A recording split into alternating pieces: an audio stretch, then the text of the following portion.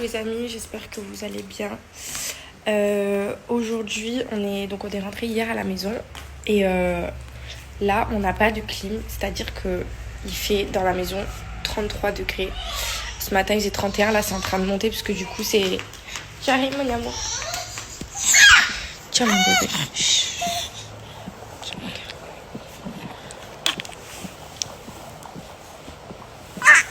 Oh, attendez. Donc, je l'ai prise parce qu'elle se réveille. Et là, il fait une chaleur, mais vraiment, je vous dis, c'est une horreur.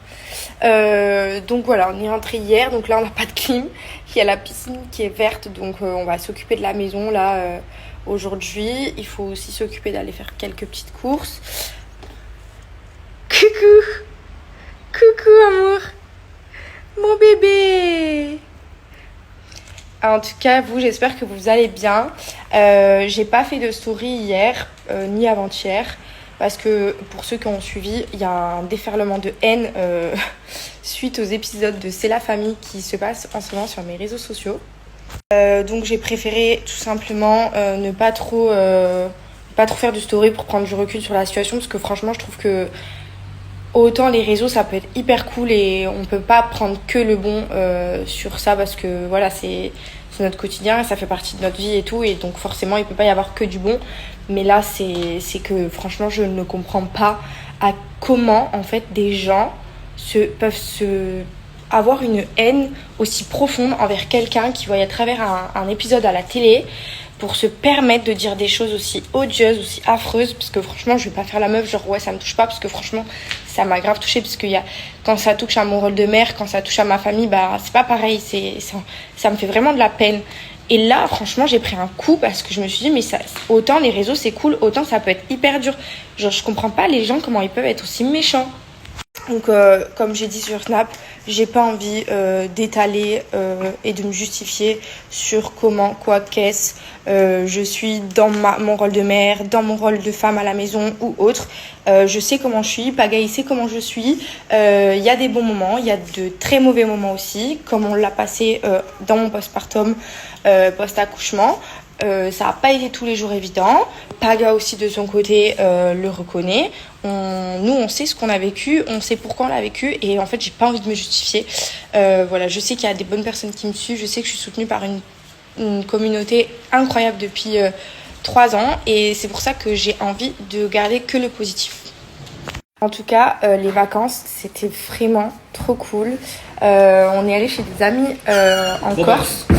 Et on a pris donc Air Corsica. Franchement, c'est trop bien. À chaque fois on voyage avec cette compagnie, c'est pas du tout une collaboration, mais en tout cas, franchement, à chaque fois Air Corsica, c'est le top. Jamais de retard. En fait, on se dit qu'à chaque fois c'est à côté, la Corse, qu'on a une compagnie directe de Marseille, donc franchement c'est cool.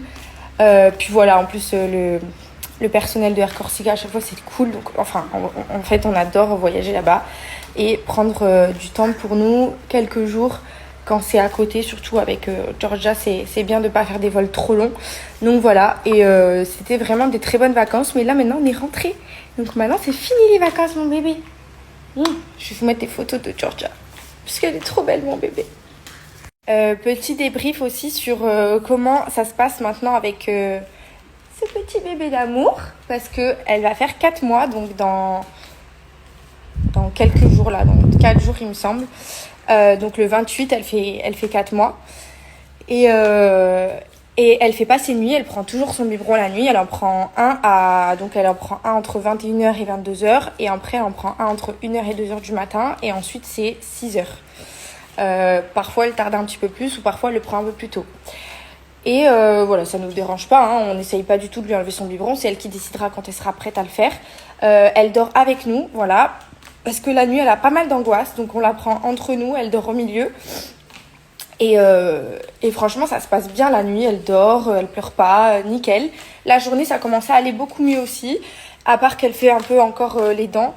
Mais sinon, elle est vraiment au top du top, cette petite fifi. Je vais vous montrer. En tout cas, je crois que je vous ai donné le tournis en vous parlant en marchant. Bébé chat. Bébé chat. Bébé d'amour.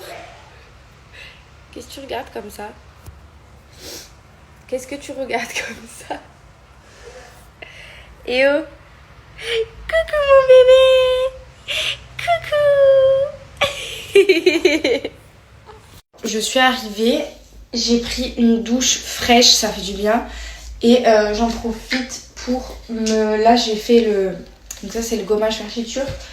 Pour me mettre de la crème sur le ventre. J'en mets aussi sur la poitrine et sur les cuisses.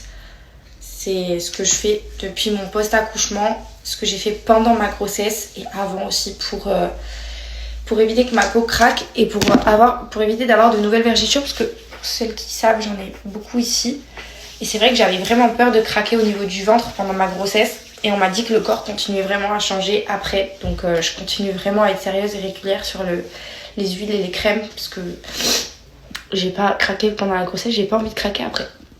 Sur le site en ce moment, vous avez des offres ultra sympas, jusqu'à moins 80% sur tout le site et vous avez un produit offert à partir de 35 € d'achat et 2 produits offerts à partir de 75 € d'achat. Donc franchement c'est cool, dont le masseur électrique.